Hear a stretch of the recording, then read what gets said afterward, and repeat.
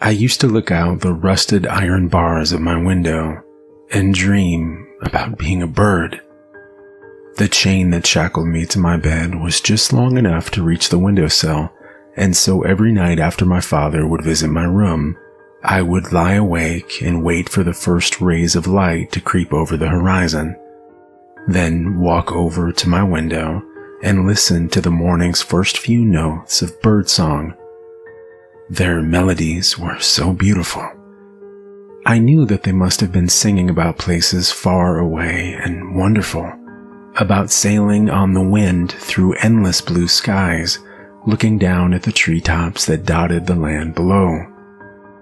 Then, one morning as I lay in bed, something impossible happened. I had fallen asleep the night before and would have missed my morning birdsong but for a tapping on my window. I rubbed the sleep out of my eyes and sat up to see a crow sitting outside on the sill, tapping my window with his beak. I crept over to the window and smiled at the bird. "Hello, Mr. Crow," I said. "Hello, little girl," said the crow. I stood there dumbfounded for a moment, not knowing what to say. Finally, after what seemed like an eternity, I forced myself to speak. "You know how to talk?" I said. "All birds know how to talk," he replied. "It's just that not all humans know how to listen." I pushed my window open a crack until it hit against the bars. The bird cocked its head in curiosity. "Why are you in a cage?" it asked. "I think it's my destiny," I said. "It's always been this way." "You look rather thin," replied the crow. "Would you like something to eat?" My stomach gave a weak growl. "Yes," I said. "That would be wonderful." Without another word, the crow took flight. A few minutes later, he returned with a small branch of figs. The crow watched me as I greedily devoured the fruit. After I had finished, he stared at me for a moment before speaking again. "I didn't know they put people in cages," he said. "Do you think they mistook you for a bird?" "I don't think so, Mr. Crow," I said. We spent the rest of the day talking. The crow told me all about what it was like to fly, how there was no better feeling in the world. He told me about the faraway lands he had visited when he was a young bird and could still make the journey north with the changing of the seasons. Finally, evening came and the crow said that he had to go. The next morning he was back, however, with 2 more branches of figs. I thanked him for his generosity, and we talked another day away. That day, he even sang me a song. He didn't have a voice for singing, but I thought his song was beautiful anyway. We passed the entire fall that way, and the bird's visits became the only bright spot in my life. He brought me not only figs, but cherries and walnuts too, anything small enough for him to carry.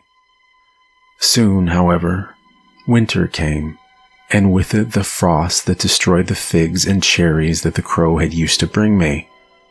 His gifts became fewer and fewer, and I could tell from his tired voice that he was flying farther and farther away to get them. One morning, when the first snows of winter had fallen, the crow asked me a question. "What would you do to leave this place?" he asked, cocking his head to the side. I thought for a moment, but I wasn't sure how to answer. Finally, I told the truth. "I would do anything to leave this place," I said. "Anything at all." The crow solemnly nodded and said, "The frost isn't the only thing that winter brings." He flapped his eyes once and jumped from the windowsill, and I didn't see him for 3 days. I began to fall into a deep depression. Every morning I would still listen to the birdsong, but it sounded empty without my friend there to listen with me. The morning after the third day, my crow friend returned. It was so beautiful that day. The sun had come out from behind the clouds to melt the snow, one of the last green days before winter came in earnest. As the shadow passed over the valley in which we lived, I first mistook it for a storm cloud, but then I heard the sound. It was loud enough to crack the sky, but it wasn't thunder. It was birds.